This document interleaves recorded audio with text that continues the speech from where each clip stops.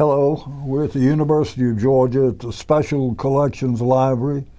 This is March 4th, and my special guest today is Robert Coram, a true Renaissance man and one of my former colleagues in journalism.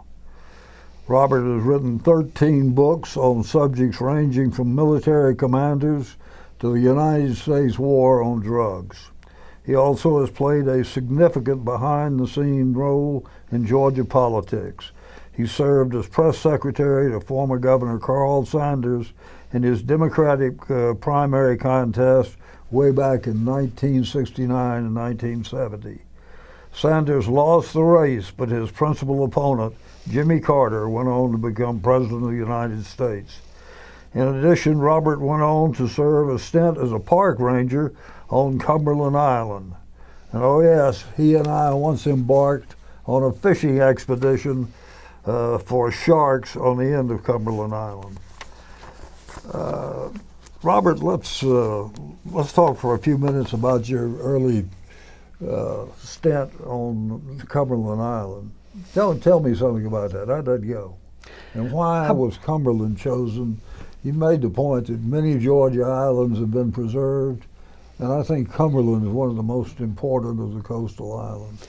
People of Georgia think so. I went there with a unique skill set in that I went there in 1974, the year before the park opened. It had officially been a park for 2 or 3 years before that, but there were only a couple of park rangers there. The park wasn't open to the public.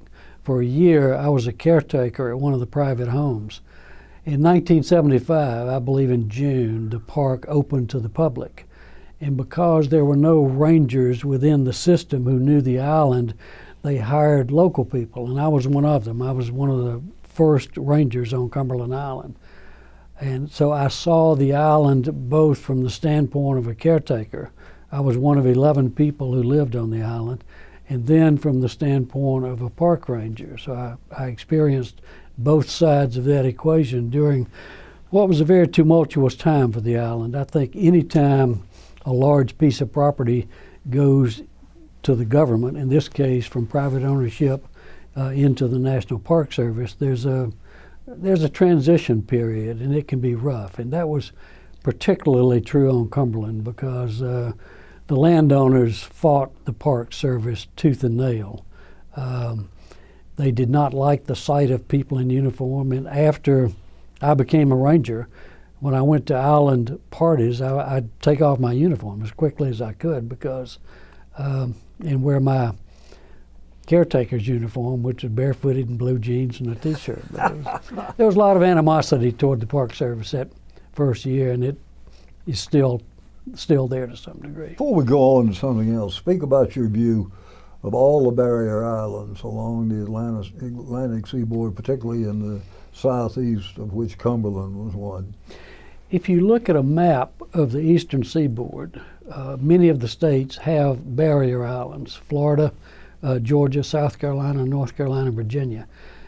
On almost all of those islands, except for a few off the coast of North Carolina, they're developed with golf courses and condominiums and just overdeveloped, almost always bridges. There are a few, but Georgia has an 80-mile stretch of barrier islands they've been preserved through a unique set of circumstances. There are 3 bridges to the barrier islands in Georgia, one at Tybee on the north end, one at Jekyll toward the south, one on St. Simon's. And in between, there's 80 or 90 miles of where there are no bridges. And those islands, because of wealthy owners, federal government, the state government, have been largely preserved. Only Tybee, St. Simon's, Sea Island, and Jekyll have been developed. It's a treasure unequaled in America. And I think about 2/3 of the marsh on the eastern seaboard are in Georgia. And marsh is the home, the development for many of the fish and the seafood that we eat have all a part of their life cycles in the marsh.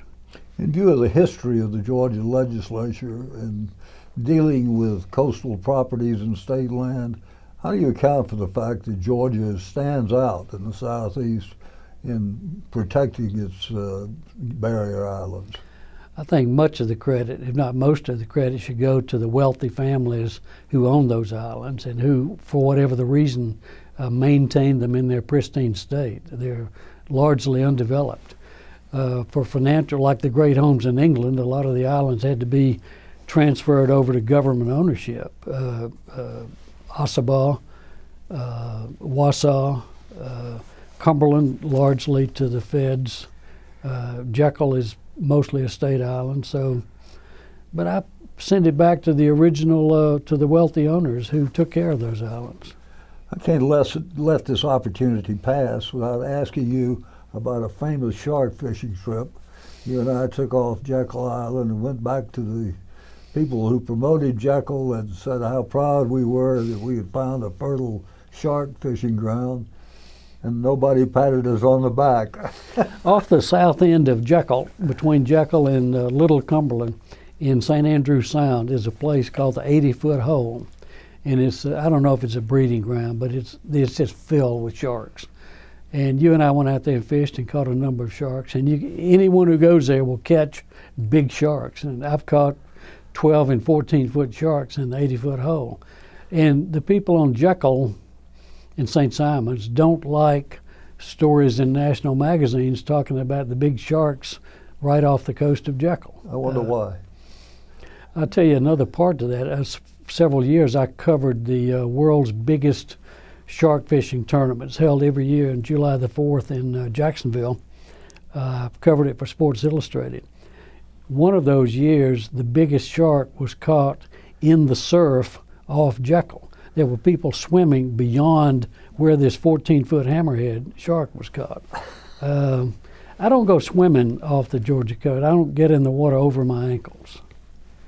That seems like a wise move, and a story that ought to be circulated. Let's skip around a little bit. I think you're probably the foremost authority in this country as a writer on the American war on drugs that has gone on now 20 years maybe without any appreciable success. Talk a little about the war on drugs and how you covered that war in its early stages. Bill, I came to it in a unique way. In 1976, I was living with my brother. He and I had both recently been divorced, and we were living together. He had just gotten out of the Marine Corps and was in the reserve unit up at Dobbins, and his ground duty was as an intelligence officer. He was in graduate school and working with the Marines on the weekends.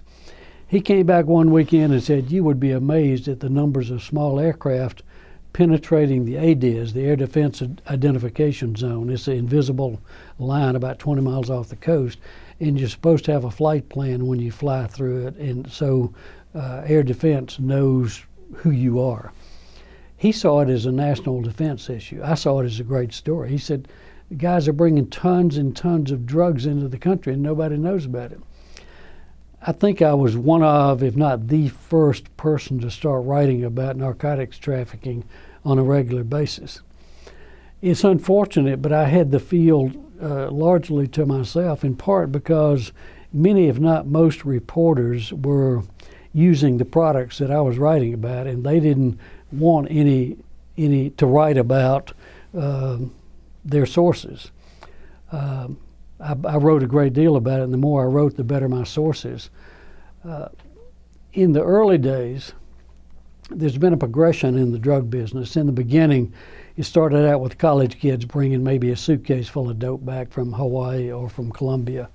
And then they started bringing in airplanes, and it was good old boys. They had bandanas wrapped around their heads, and they weren't armed, and if they were arrested, they'd say, "Well, you caught me speeding," and they'd maybe serve a short sentence and go right back to work.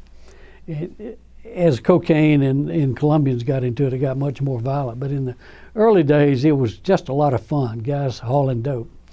Law enforcement was lax because law enforcement didn't know the magnitude of the problem. When I started writing about it, being early, it had a lot of advantages, both domestic and foreign. It was a big advantage to be one of the early guys because there was something curious about an American reporter being in Columbus, and I got to interview the vice president of Colombia, and he was, "Why are you here?" And he said something I had never forgotten. We tend to blame the other countries as being the reasons for the problem.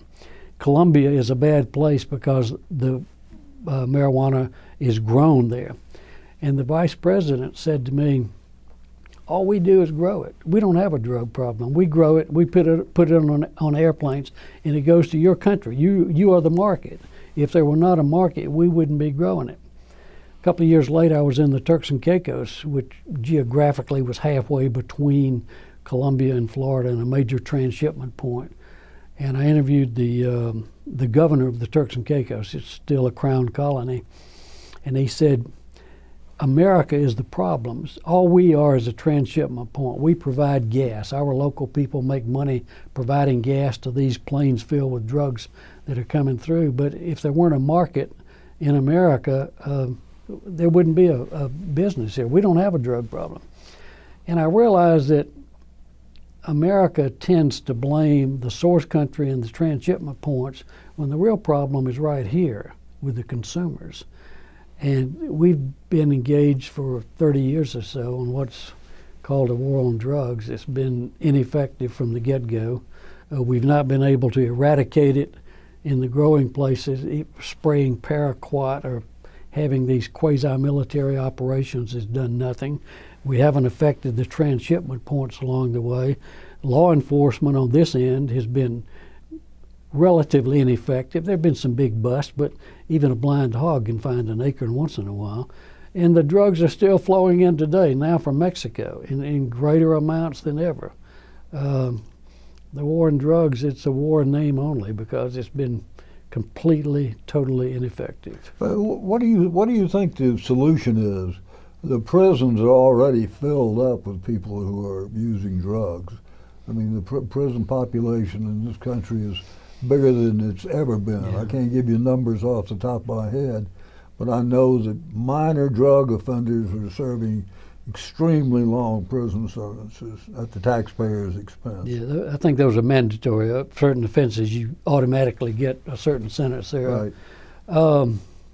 If you're headed toward legalization, I'm not ready to go that far. Frankly, I don't see the logic in saying legalization will cure it, because what do you legalize? Who's in charge? There's so many more questions, and I think it opens up more treacherous ground than what we have now.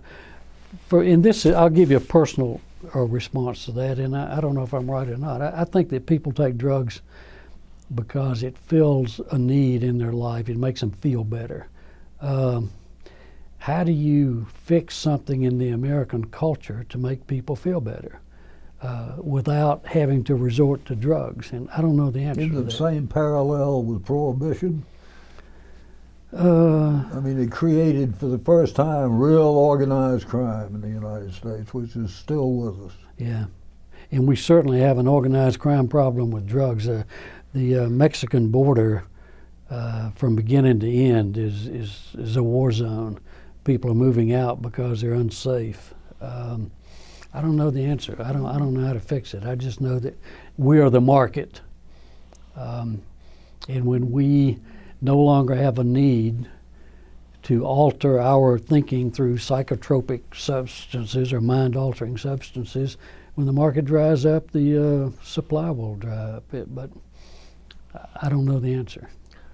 Before we started this tape, you mentioned that you had written a lot about it, a lot that had not been published, and that you turned it into novels. How about exploring that for a minute? When I was writing for the Atlanta Constitution, I was brought back to the paper as a freelancer and given the exclusive mandate to write only about narcotics trafficking, which I did for 2 or 3 years, and then was brought on staff again. Many of the stories I came across in South Florida, Jamaica, the Turks and Caicos, and Colombia, I couldn't nail things down enough to get them into the newspaper.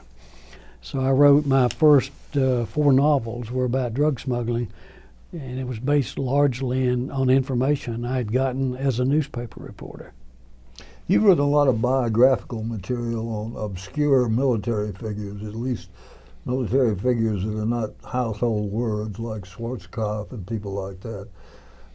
And they turned into big, big sellers. Tell us about that.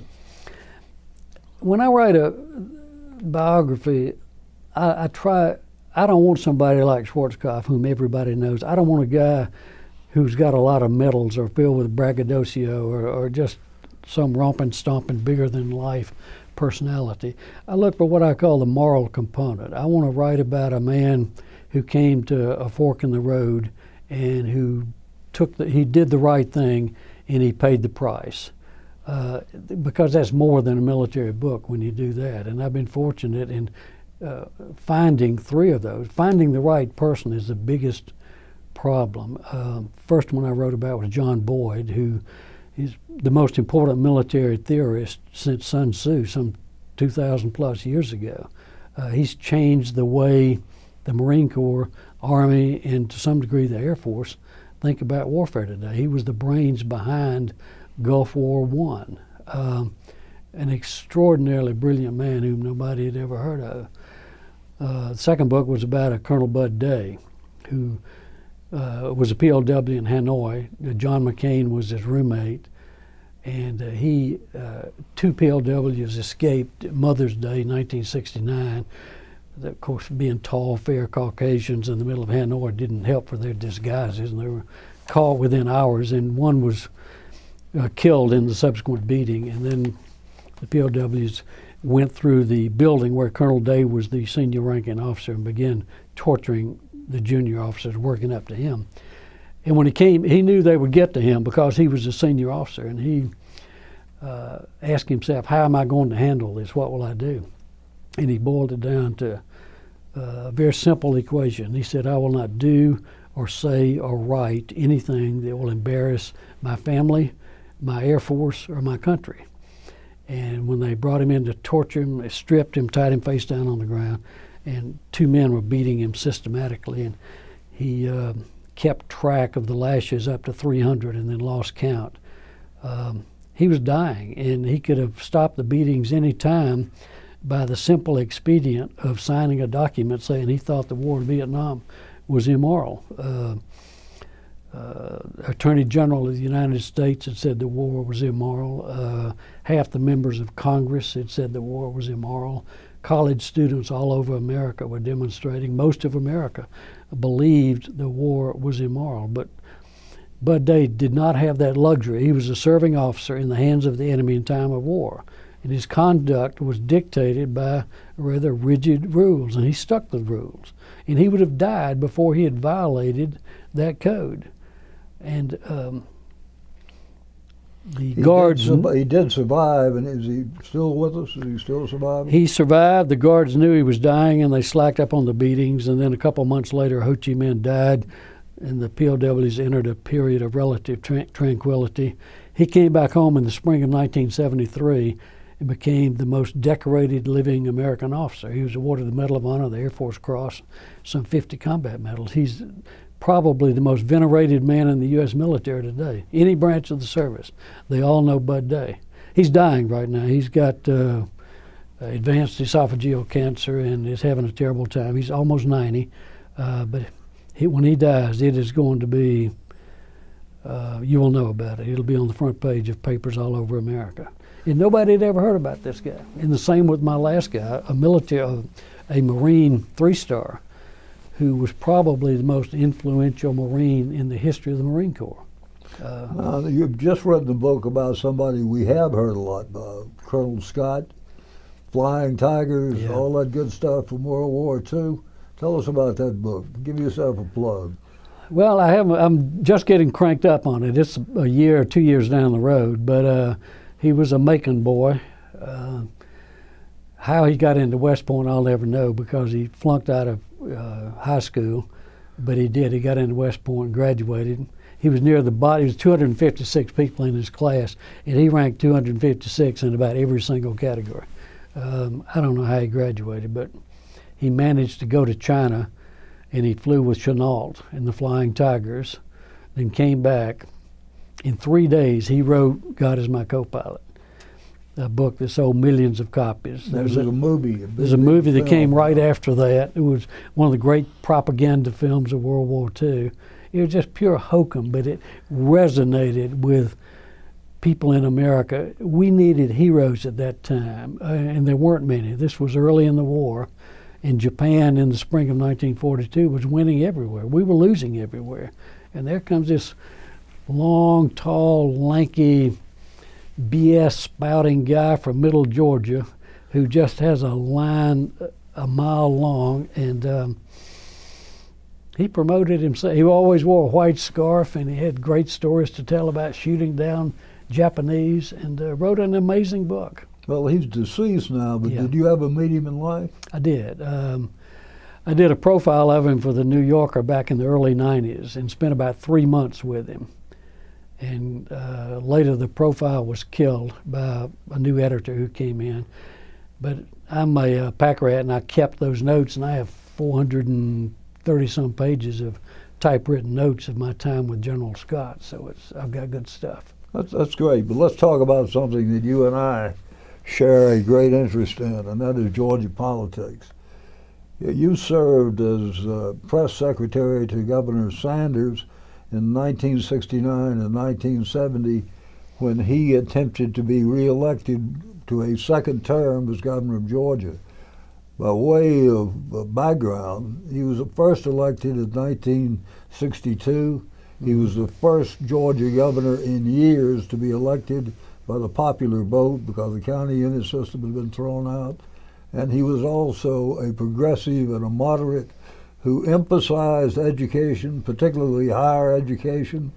He also built landing strips all over the state and did a lot to affect transportation and to bring big league sports into Atlanta.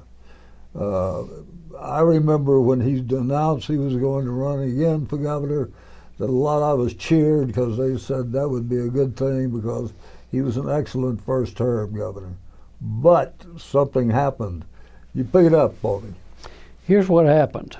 From the time he was first elected in 62 until he ran again in 69, 70, a lot happened in Georgia. The civil rights legislation of 64 and 65, the Supreme Court ruled against separate but equal schools. By then, many Georgians had voted for Goldwater over Johnson. They had voted for Wallace. Both men lost. Georgians, the average middle class, lower class Georgians, were feeling disenfranchised. The school issue was the issue in Georgia. Sanders thought, he was a lawyer, and he thought that issue had been resolved by the courts, and this is not the major issue that should be taking up the time of the people in Georgia. But the people in Georgia thought it was the main issue. And I remember Senator Hugh Gillis, Jim Gillis's son, came to our office one day and said, Hugh Gillis being the highway czar and the his political son. kingmaker Correct. many years back. Correct. Yeah, right. Yeah, and his son was a prominent state senator. And he came to our office and said, you got to talk about schools. He said, people know, he said, it's like going to a funeral. People know you can't resurrect the deceased, but they want you to hold their hands and tell them it's going to be okay. And Sanders wouldn't do that. He thought a leader should not be of the people, but somebody who led the people, who led by example. He would never say, as did Lester Maddox, don't send your children to private schools. That issue had been decided by the courts, and Sanders would not go against that. We, the campaign staff, completely underestimated the depths of the racism in Georgia in 1970. You also underestimated Jimmy Carter, right? Jimmy Carter did research. He listened to his researchers. He ran the most racist campaign I had ever seen. And I'll give you some examples of things he did. He adopted the George Wallace slogan, our kind of man. He sent out what was called fact sheets at the time, little flyers. You just type something on them that's not true and farm it out to everybody. And one of these, he said that Carl Sanders and Julian Bond had formed an alliance, and the people of Georgia should be worried. In fact, Carl Sanders and Julian Bond hated each other's guts. They didn't even talk to each other. But there was this fact sheet out there. The one Julius that Bond, for those who don't know, was a big figure in the civil rights correct, movement. yeah. And SNCC, the Student Nonviolent yeah. Coordinating Committee. And the legislature wouldn't seat him. And when the he was- legislature yeah. refused to seat him, Yeah. and so he became emblematic of the entire civil rights movement. Well in said, Georgia, well right? said. But here's the thing that Carter did that bothered me then and bothered me now. Sanders was a part owner of the Atlanta Hawks. In one of the games that the Hawks had won, Sanders is wearing a suit and tie, and Dominique Wilkins, tall black basketball player, is pouring a bottle of champagne over his head. Carter took that picture, made hundreds and hundreds of copies. Ham Jordan took Thousands and thousands of copies, took them to the gates at Lockheed during a shift change and passed out these pictures of a black guy pouring champagne over Sanders' head, saying, "Is this the kind of guy you want for a governor of Georgia?" They also mailed them to every white barbershop in the state and every white beauty salon. Thank you. But it was reprehensible. Carter, here's the arc of the story of that campaign. Carter conducted research. He listened to his researchers. He did what he had to do to get elected. Sanders believed in the rule of law. He stuck to the high road. He did not, would not, could not be a Georgia or a Southern politician and cater to the base needs or the wants of the electorate. He was a leader. He would stand above and say, "Follow me, show me the way." He stuck to the high road and he lost. Well, he lost, but if you had to run that campaign or be a driving force behind that campaign today, what would you do? Or could a guy like Sanders even get off the ground in today's environment? We once had very good photographers follow Sanders for about 4 or 5 days, got I don't know how many hours of footage. And Reamer Tyson, who had been the political editor of the paper and sort of a liaison between the advertising agency and the campaign, and he and I worked together closely. Reamer wanted to get some relaxed, down-home, feel-good footage of Sanders, showing he's a good guy. He was that wearing the blue sweatsuit? We got about 5 minutes of relaxed footage out of a dozen hours.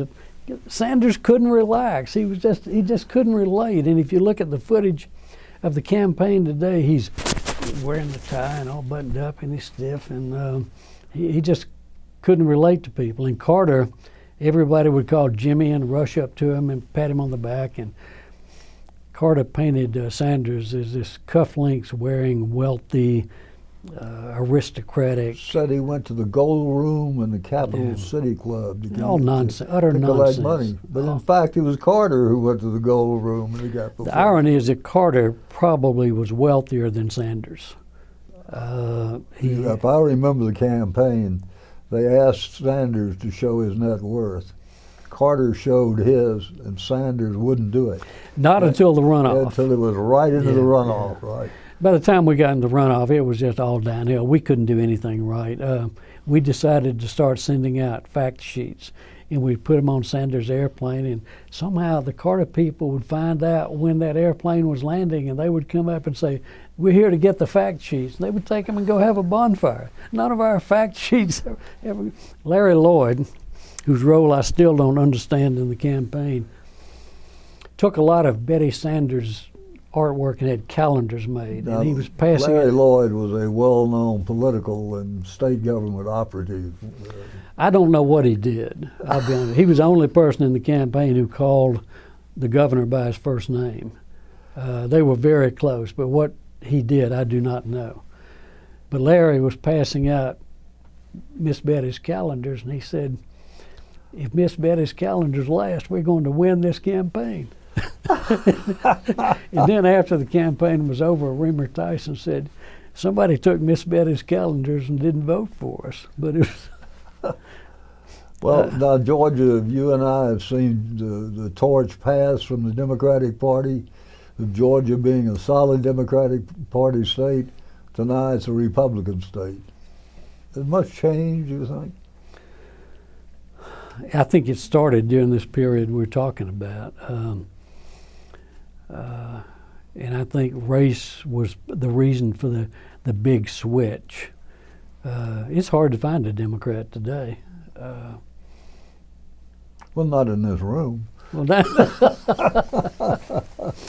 I don't know what happened, Bill. I don't know if it was good or bad. It was, I've sort of, that was my one experience in politics, and I couldn't have worked for a better man. I'm really proud to have worked for Carl Sanders. I think he's a great man. And if you look at what happened later, Carter, of course, became president, but I think a case can be made that he was a mediocre president at best. He's been a really good ex-president, but I don't think his term in office I mean, the guy did what he had to do to get elected. He's got a mean streak in him that most people don't know about. He's a smart guy and a good guy, and he did some great things as governor, but He said he would never tell us a lie.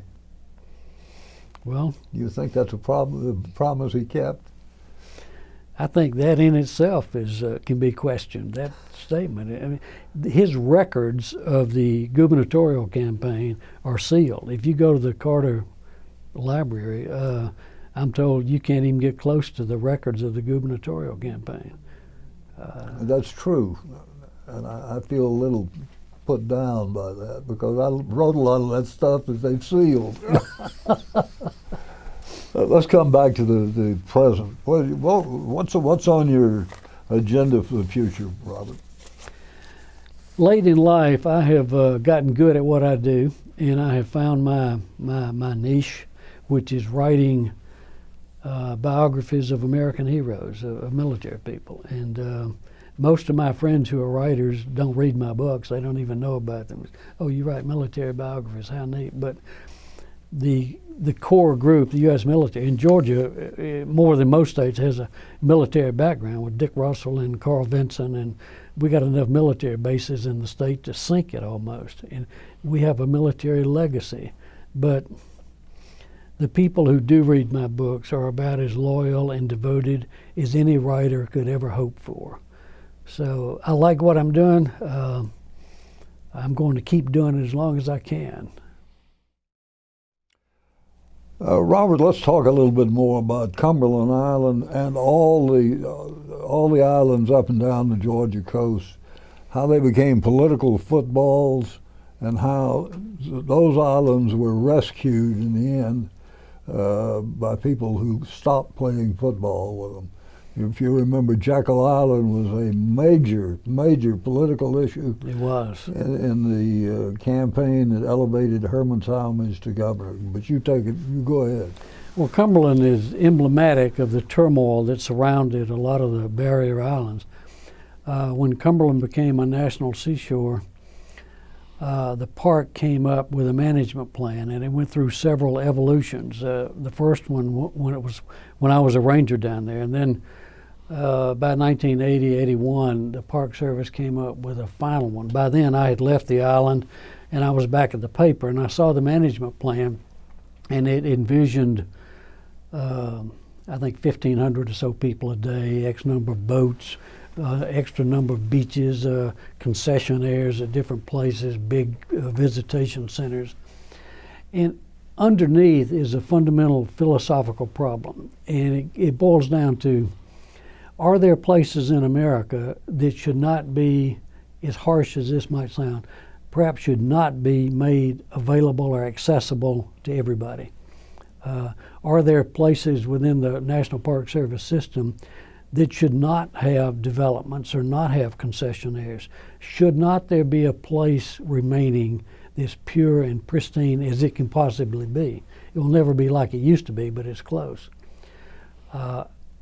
Because of my experience on Cumberland, when this issue came up, I was at the paper, and I owned that story for about 4 or 5 months. Nobody else wanted to do it, and I had the background for it. And I wrote articles almost daily, backed up in large part by Bob Engel, your associate on the editorial side. The Park Service got more than 4,000 letters from people in Georgia, and it showed a number of things. The Park Service had thought their constituency was Camden County and the local area down there, and they found out their constituency was Atlanta, because almost all of those letters came from Atlanta, and they 99.9% spoke with one thought in mind: leave the island as it is. And this is the Federal Park Service, right? That's correct. The Part of the Interior Department. Correct. And this was a national seashore, and they had thought they would impose, if you will, this management plan, and they were completely blindsided by the response, because this is a bigger response than they would get when issues came up in Yellowstone or Yosemite.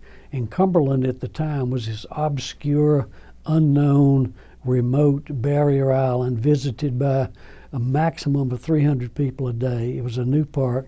People had never heard of it. And suddenly 4,000 people are writing letters saying, leave the place alone. And to their credit, they listened. And I think So what happened to the master plan? they threw it out. No more master Threw plan. out 10 years worth of work, and they'd said the same thing over and over in several reincarnations of the master plan. But the Park Service, like many federal agencies, they're always after bigger and bigger budgets. For a national park to get a bigger budget, you have to have more visitation. The more visitation, the more you can justify, well, we need another dock, or we need another boat, or we need a concessionaire. And people said, we don't want that on Cumberland. We want it to stay the way it is. Just leave the place alone. And it's still that way today. You can make a case it's not really a national seashore, because inherent in the concept of a national seashore is mass visitation. It's a recreation area. Lots of open beaches, people selling hamburgers, motels. And there are none of those on Cumberland Island. And no bridge to get over there either. The people in Camden County still want a bridge. They're fighting for that. There are several constituencies for Cumberland. The wilderness people want to turn the whole place into a wilderness area and keep everybody out. The preservationists want to put much of the island into a historic trust. In my response is to that, you can make a case that the post-1800 history of Cumberland is for naught. That's the Carnegie period. They built big houses, so what? Unfortunately, they're prevailing, and that's the part that many people want to see when they go to Cumberland Island, where the big houses. There's a place called Plum Orchard up in the middle of the island, and the park, through Jack Kingston and Go-Go Ferguson and this group they got for the preservation of wild Cumberland, got the federal government to take money from other needy places all over the country and to put it into refurbishing Plum Orchard. And the best thing that could happen to Plum Orchard would be a providential lightning strike. The place just ought to be burned down. There's nothing, it's a big house. You can see them on West Paces Ferry every day. What do you need it on Cumberland Island for? This monument to robber barons. It's just, but again, that's what people want to see. Well, you talk a little about the history of Jekyll, which is quite different from Cumberland. It is. But they all the houses down there look like robber barons, except the one more recently built, which look like latter-day low rent. See, when the Pulitzers and the Cranes and all those large families were using Jekyll as their playground, building multi-million-dollar cottages in the 30s and so forth, the Carnegies bought Cumberland Island, and they were down the road a little bit. And then the threat of submarines in World War II caused almost an overnight evacuation of Jekyll. And then the state came in, I think in the, 50s or so, and bought it. For like less than $1 million, yeah. Like 700, I want to say $1,000. I think maybe that was right. There was a lawyer up your way. You would know his name. He was an expert in setting up these state, what do you call them, not trust or foundations. Well, Ellis Arnold was into it, and then it came up. Marvin Griffin was running for governor against somebody, and he accused M.E. Thompson of facilitating the giveaway of the taxpayers' money, which was a giveaway of a pittance to buy this gem of an island off the Georgia coast. And the village has been rehabbed over on the west side, and it's a nice little place to go and look, but that was about yesteryear. Most of Jekyll is not developed. It's a place primarily for snowbirds. It's there's so many Canadians there in the wintertime, they fly the Canadian flag. Canadians go swimming off Jekyll in January, and all the local Yeah, I know. You go down there, and all these guys are splashing around in frigid water. Yeah, and I'm wearing an overcoat. So. As I've said, you were probably the national expert on the drug trafficking, particularly in the Caribbean and in Colombia. In fact, you became so notorious that at one point you were a wanted man. Is that right, Robert? Tell us about that. I did a piece for Esquire. It was the first piece on a national magazine about narcotics trafficking. And then after that, I did a piece in the Turks and Caicos. I'm a pilot, and I flew a small plane down with a reporter from the Atlanta Constitution who smoked dope the whole time we were there. And the nature of the drug business is such that the language is very indirect.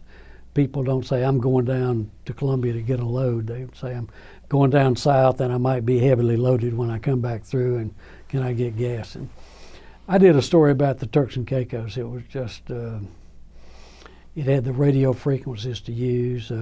Drug planes were parked on the ramp in broad daylight, filled with drugs. You can see it. I was told how much to pay off to the customs guy, the immigration guy, the tower, the whole bit. After I did that story, somehow somebody got a picture. I don't know if it was a promotion picture for the paper or what. And a DEA undercover agent was in Jamaica or somewhere in the Caribbean. And he came back and he said, your picture is inside the door on virtually every bar in the Caribbean. I wouldn't advise you going back down there for a while. He said, people are looking for you. Did you look for another topic to write about then? No, here's what I did. I made one more trip. And I let my hair get real long, and I had the first permanent, how do you say permanent, I've ever had in my life. I had a floofy blonde afro sticking out the hair. Boy, you must have looked great. And I was covered with gold chains, and I went with an undercover officer from Broward County, Fort Lauderdale, and we went to Bimini. Now, in a jurisdictional sense, the authority of the Broward County Sheriff ends at the Broward County line. We're venturing into a foreign country doing a law enforcement exercise, which is espionage in a technical sense. Bimini is what, UK? In the Bahamas. Yeah. And we left, and I said, aren't we going to clear customs? And he said, no, we're not leaving, so why should we clear customs? So we go over there, and we at the dock at the Big Game Club on Bimini, and I was staying in the boat because I didn't, even with my disguise, I didn't want to go in there. The undercover officer would go inside and watch the boats loaded with drugs take off on a heading, and he would know from what heading they took out of Bimini where they were going, if they're going to Homestead, to Miami, to Fort Lauderdale, to West Palm, and he would call and have law enforcement people waiting on the other end.